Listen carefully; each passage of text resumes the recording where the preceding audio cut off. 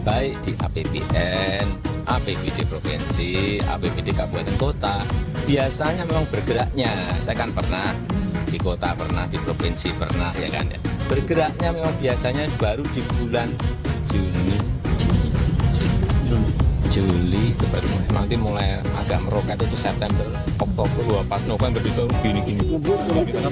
Merek kita sendiri yang sudah dirintis kurang lebih 10 tahun yang lalu. Kita juga sekarang bingung. Pesanan sudah kira-kira lebih dari 6.000. Dan pada kapasitas setelah uji emisi, setelah nanti sertifikat uji tipe ini kami pegang, perkiraan saya bisa 3 sampai 4 kali lipat. Sebuah keputusan setelah larangan mudik bagi ASN, TNI Polri, dan pegawai BUMN sudah kita lakukan. Pada minggu yang lalu, pada rapat hari ini saya ingin menyampaikan juga bahwa mudik semuanya akan kita larang. Kalau mudik itu di hari lebarannya beda.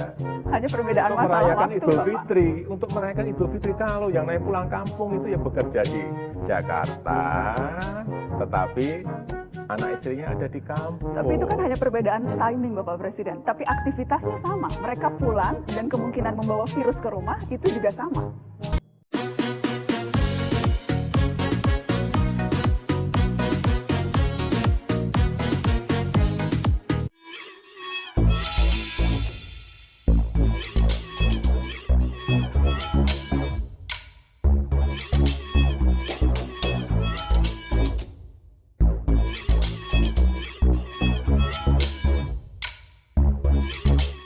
Tonton video ini sampai selesai agar Anda tidak gagal paham.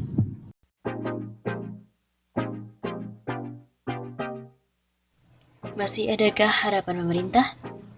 KPK telah dilumpuhkan, bahkan dimatikan baik oleh undang-undang revisi yang kontroversial maupun oleh kebijakan aneh yang diambil mengenai sumber daya manusia pengisinya, menjadikan seluruh petugas sebagai ASN dan merekayasa penyingkiran pegawai potensial, materi tes mengada-ada dan tendensius, pemerintahan korup agar dimaklumi atas nama ada kemajuan. Menko Polhukam mengemis pada rakyat, lirih tapi menjengkelkan.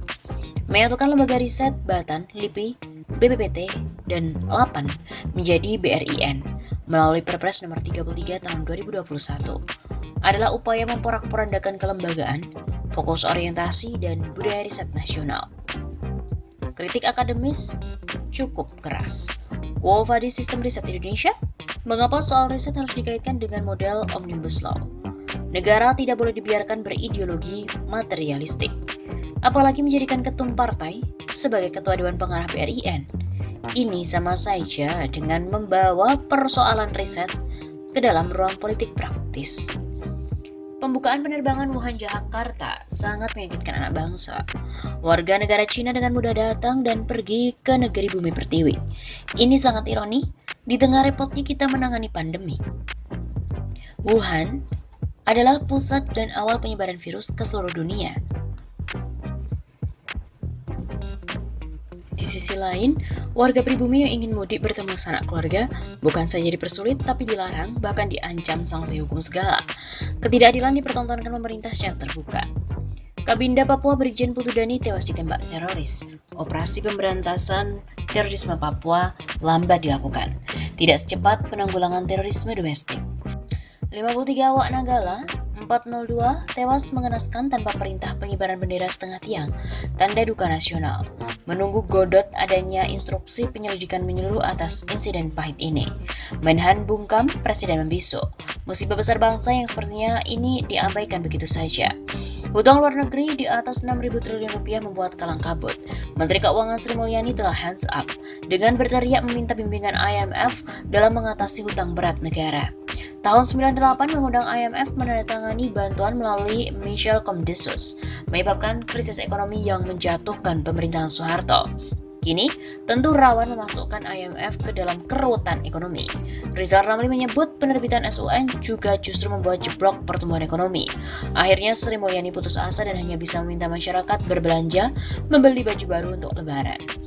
Masih mampukah pemerintah mengelola negara dengan tertib, optimis, dan pasti? Atau masihkah sok mampu dengan modus berputar-putar di arena pencitraan melalui selfie dan berfoto aneh bersama dengan rakyat jelata buatan? Usaikah bagi-bagi kue jabatan kepada para pendukung untuk masih berlanjut lagi? Terdengarkah jeritan dan juga keluh kesah rakyat yang semakin susah?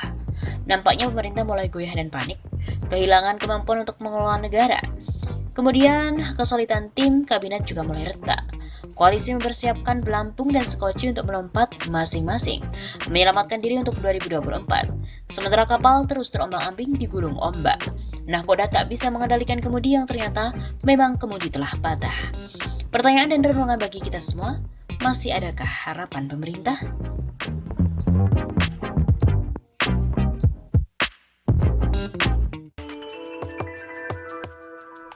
Sepanjang 2020 ada 1.298 terdakwa kasus korupsi. Kerugian negara mencapai 56,7 triliun rupiah. Indonesia Corruption Watch atau ICW menyebut, terdapat 1.298 terdakwa kasus korupsi di Indonesia sepanjang tahun 2020. Terdapat 1.218 perkara korupsi baik yang diadili di Pengadilan Tindak Pidana Korupsi atau Tipikor, Pengadilan Tinggi hingga Mahkamah Agung, dengan total 1.298 terdakwa.